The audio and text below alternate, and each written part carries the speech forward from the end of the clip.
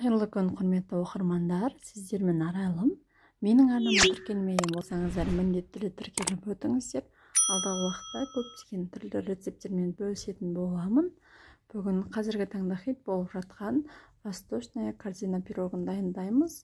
Ең алдымен құрғақ ыдысымызға бір жұмыртқамызды және де қантымызды салып, қасықтың көмегімен немесе миксердің көмегімен жасасаңыздар болады. Мен қасықтың көмегімен жасадым.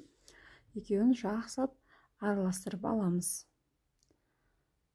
Жақсылап араластырып болғаннан кейін бөлме температурасындағы еріген сармайымызды саламыз.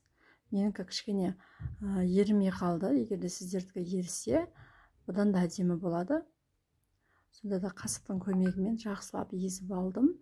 Енді үстінен ұнымызды міндетті түрде електен өткізіп саламыз. Іртік болып қалмау үшін, қамырымыз бір тегіс болу үшін барлық ұнымызды елеуіштен өткізу қажет. Мінекей осылай мен аз-аз бөліктен салып, қасықтың көмегімен жақсылап араластырып отырдым. Осылай ең алдымен 3-4 бөлікке бөліп, аз-аз бөліктен салып алдым.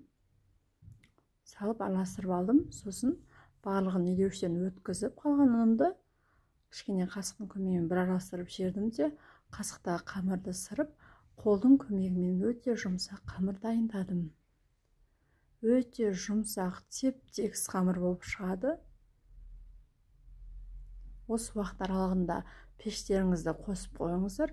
180-200 градуста қызуы қажет. Мінекей менің қамырым өте жұмсақ болды. Бұны демалдырудың қажеті жоқ.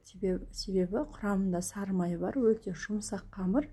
Осылай формамызға бір кеткетіп жайып шығамыз. Егер де сіздерде бұндай форма болмаса, печканың табасына жайсаңыздар болады.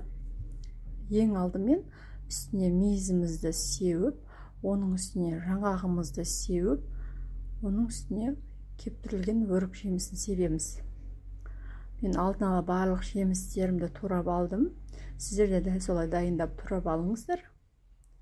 Енді барлық құрғатылған жемістерімізді сеуіп болған соң, үстінен қоюлатылған сүтімізді, яғни молокомызды құямыз. Менің молоком кішкене сұйықтау болып қалды.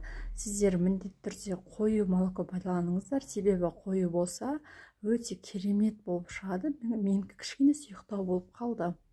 Енді осыны қазып тұрған пешімізге 15-20 минутқа салып қоямыз. Мінекей осындай өте әдемі болып шығады.